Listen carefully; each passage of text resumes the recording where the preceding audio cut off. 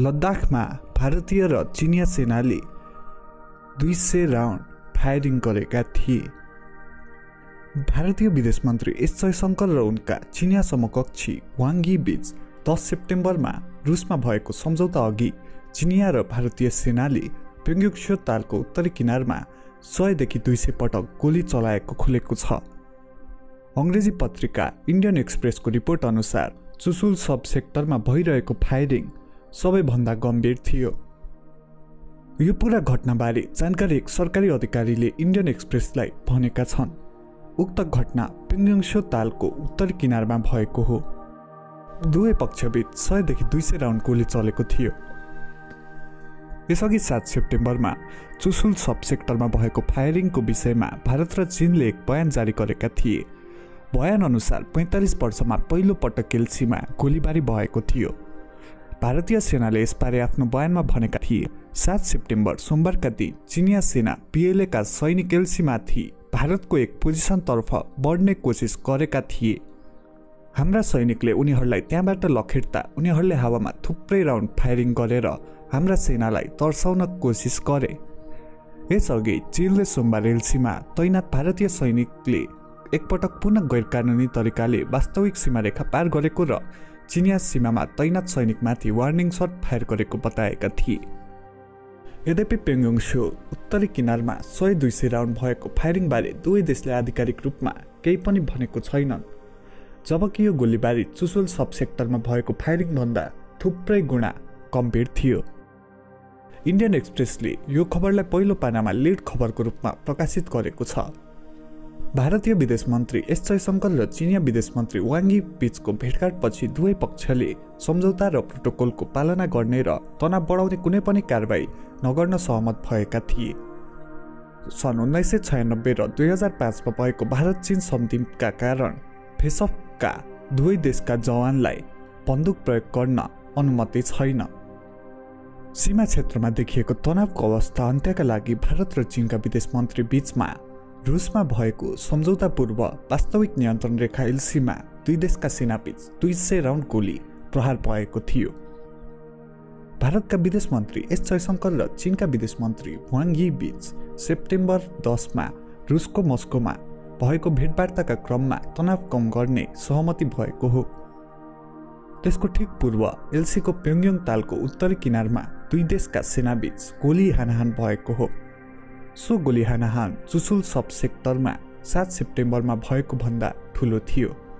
चुसुल क्षेत्रमा भएको गोली हानाहानलाई लिएर चीनले र भारतले वक्तव्य जारी गरेका थिए। पछिल्लो 45 वर्षमा एलसीमा गोली हानाहान भएको यो पहिलो घटना रहेको बताएका थिए। सेप्टेम्बर 7 मा भएको घटना चीनको सेना आफूहरूतर्फ बढ्न खोजेपछि उनीहरूलाई रोक्ने क्रममा भएको भारतीय सैनिकले जारी गरेको वक्तव्यमा उल्लेख गरिएको छ।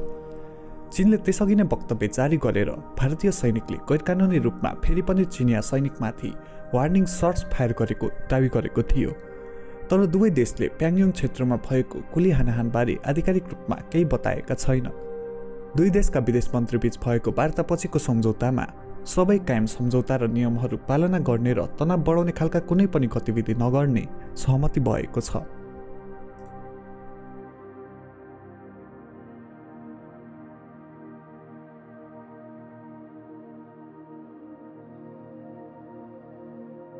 शक्तिशाली र समृद्ध नेपालको नवनिर्माणका लागि सचेत नेपाली महाअभियान। आदरणीय दिदीबहिनी तथा दाजुभाइहरू नमस्कार। म पुण्य प्रसाद प्रसाई, पेशाले म लेखक, प्रकाशक र उद्यमी। जे विशेषण भए पनि म तपाईहरू जस्तै यो देशलाई हृदयदेखि नै माया गर्ने एउटा देशभक्त नेपाली हुँ। नेपालको अस्तित्व खतरामा परेको यस घडीमा देशभक्तिको भावना नेपाली जनजनमा पुर्याउनु अति नै आवश्यक ठानेर हामीले म सचेत नेपाली नामक महाअभियान सुरु गरेका छौँ र यसको संयोजकमा साथीहरूले मलाई तोक्नु भएको छ। यस महाअभियानको उद्देश्य भ्रष्ट र देशद्रोही लेन्डुपेहरूलाई नाङ्गे झार बनाउने मात्र होइन, राष्ट्रिय गौरवका आयोजना छिटो पूरा गर्न यो सरकारलाई दबाब दिनु र नेपाली स्वार्थसँग सम्बन्धित कुनै पनि घटनालाई ठिक ढङ्गले प्रस्तुत गरेर जनतालाई सचेत र चनाखो हुन प्रेरित गर्नुका साथै विश्वका कुना कुनामा पुगेर संसारको समृद्धि देखेका जनताको यति त नेपालमा हामी पनि गर्न सक्छौँ। नेपाल भन्दा सुन्दर त मलाई संसारमा कहीँ कहीँ लागेन भन्ने जुन भावना छ त्यसलाई मूर्त रूप दिन र उहाँहरूलाई आफ्नो मातृभूमि फर्केर परिवारसँगै बसेर केही गर्न सक्ने उद्यमी हुन प्रेरणा दिनुका साथै नेपाल र नेपालीलाई माया गर्ने सकारात्मक सोच भएका मनहरूलाई गोलबद्ध गरेर नेपालको निर्माण गर्न यहाँको व्यथिति, विसङ्गति, भ्रष्टाचार र राष्ट्रद्रोही दलाल लेन्डुपे विरुद्ध लड्न एउटा विश्वसनीय, भरपर्दो र सशक्त आवाज निर्माण गर्नु हो, जुन आवाज सुन्न यो लम्पसारवादी सरकार पनि बाध्य बनोस्। हामीलाई यो देशका भ्रष्ट र लेन्डुपे नेता, भ्रष्ट र दलाल कर्मचारी, टाठा बाठा बनेर विदेशीको पैसा खाएर परे देशै बेच्न पनि पछि नपर्ने विदेशी जासुसहरूले धेरै भ्रममा पारे। अब सचेत बनौं र अरूलाई पनि सचेत गराउँ। यो सचेत नेपाली महाअभियानको उद्देश्य सानो र सुन्दर नेपाल मात्र होइन, विशाल, शक्तिशाली र समृद्ध नेपालको नवनिर्माण हो। यसका लागि तपाईँ पनि भन्नुहोस्, म सचेत नेपाली। र यदि हामीसँग हातमा हात र आवाजमा आवाज मिलाएर यो देशको नवनिर्माणको यो महाअभियानमा सक्रिय बन्न चाहनुहुन्छ भने हामीसँग जोडिनुहोस्। यसका लागि कमेन्टमा म सचेत नेपाली लेखेर आफ्नो इमेल आइडी लेख्नुहोला। साथै हाम्रो ट्विटर ह्यान्डल म सचेत नेपालीलाई फलो गर्नुहुन र म सचेत नेपाली नामको फेसबुक पेज लाइक गर्नुहुन पनि हार्दिक अनुरोध गर्दछु। आउनुहोस् मिलेर नेपालको नवनिर्माण गरौँ। एकै स्वरमा भनौँ, म सचेत नेपाली, मेरो देश म आफै बनाउँछु। म आफ्नो प्यारो मातृभूमि नेपाल र नेपाली जनताको सेवामा मन, वचन र कर्मले समर्पित रहनेछु। देश र जनतालाई कहिल्यै धोका दिने छैन र धोका दिने गद्दारहरूलाई म छोड्ने पनि छैन। धन्यवाद।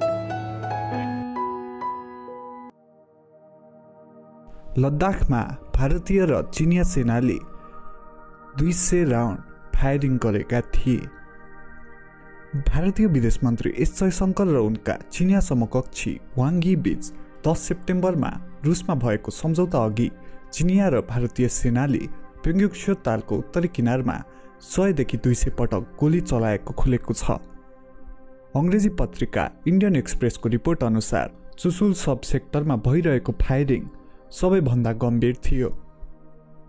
यो पूरा घटनाबारे जानकारी एक सरकारी अधिकारीले इन्डियन एक्सप्रेसलाई भनेका छन्। उक्त घटना प्योङयाङ तालको उत्तरी किनारमा भएको हो। दुवै पक्षबीच 100 देखि 200 राउन्ड गोली चलेको थियो। यसअघि 7 सेप्टेम्बरमा चुसुल सब सेक्टरमा भएको फायरिङको विषयमा भारत र चीनले एक बयान जारी गरेका थिए। बयान अनुसार 45 वर्षमा पहिलो पटक केल्सीमा गोलीबारी भएको थियो। भारतीय सेनाले यसबारे आफ्नो बयानमा भनेका थिए, 7 सेप्टेम्बर सोमबारका दिन चिनिया सेना PLA का सैनिक केल्सीमाथि भारतको एक पोजिसनतर्फ बढ्ने कोसिस गरेका थिए। हाम्रा सैनिकले उनीहरूलाई त्यहाँबाट लखेट्दा उनीहरूले हावामा थुप्रै राउन्ड फायरिङ गरेर हाम्रा सेनालाई तर्साउन कोसिस गरे। यसअघि चीनले सोमबार एलसीमा तैनात भारतीय सैनिकले एकपटक पुनः गैरकानुनी तरिकाले वास्तविक सीमारेखा पार गरेको र चिनिया सीमामा तैनात सैनिकमाथि वार्निङ शट फायर गरेको बताएका थिए। यद्यपि प्योङयाङ उत्तरी किनारमा 100-200 राउन्ड भएको फायरिङबारे दुवै देशले आधिकारिक रूपमा केही पनि भनेको छैनन्, जबकि यो गोलीबारी चुसुल सब सेक्टरमा भएको फायरिङभन्दा थुप्रै गुणा गम्भीर थियो।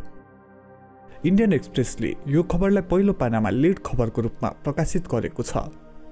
भारतीय विदेश मन्त्री एस जयशंकर र चिनिया विदेश मन्त्री वाङ यी बीचको भेटघाटपछि दुवै पक्षले सम्झौता र प्रोटोकलको पालना गर्ने र तनाव बढाउने कुनै पनि कारबाही नगर्न सहमत भएका थिए। सन् 1996 र 2005 मा भएको भारत चीन सन्धिका कारण फेसअफका दुवै देशका जवानलाई बन्दुक प्रयोग गर्न अनुमति छैन। सीमा क्षेत्रमा देखिएको तनावको अवस्था अन्त्यका लागि भारत र चीनका विदेश मन्त्री बीचमा रुसमा भएको सम्झौता पूर्व वास्तविक नियन्त्रण रेखा एलसीमा दुई देशका सेनाबीच 200 राउन्ड गोली प्रहार भएको थियो। भारतका विदेश मन्त्री एस जयशंकर र चीनका विदेश मन्त्री वाङ यी बीच सेप्टेम्बर 10 मा रुसको मस्कोमा भएको भेटवार्ताका क्रममा तनाव कम गर्ने सहमति भएको हो। त्यसको ठिक पूर्व एलसीको प्योङयाङ तालको उत्तरी किनारमा दुई देशका सेनाबीच गोली हानाहान भएको हो। सो गोली हानाहान चुसुल सब सेक्टरमा 7 सेप्टेम्बरमा भएको भन्दा ठुलो थियो। चुसुल क्षेत्रमा भएको गोली हानाहानलाई लिएर चीनले र भारतले वक्तव्य जारी गरेका थिए। पछिल्लो 45 वर्षमा एलसीमा गोली हानाहान भएको यो पहिलो घटना रहेको बताएका थिए। सेप्टेम्बर 7 भएको घटना चीनको सेना आफूहरूतर्फ बढ्न खोजेपछि उनीहरूलाई रोक्ने क्रममा भएको भारतीय सैनिकले जारी गरेको वक्तव्यमा उल्लेख गरिएको छ। चीनले त्यसअघि नै वक्तव्य जारी गरेर भारतीय सैनिकले गैरकानुनी रूपमा फेरि पनि चिनिया सैनिकमाथि वार्निङ शट्स फायर गरेको दावी गरेको थियो। तर दुवै देशले प्याङयोङ क्षेत्रमा भएको गोली हानाहानबारे आधिकारिक रूपमा केही बताएका छैन। दुई देशका विदेश मन्त्रीबीच भएको वार्तापछिको सम्झौतामा सबै कायम सम्झौता र नियमहरू पालना गर्ने र तनाव बढाउने खालका कुनै पनि गतिविधि नगर्ने सहमति भएको छ।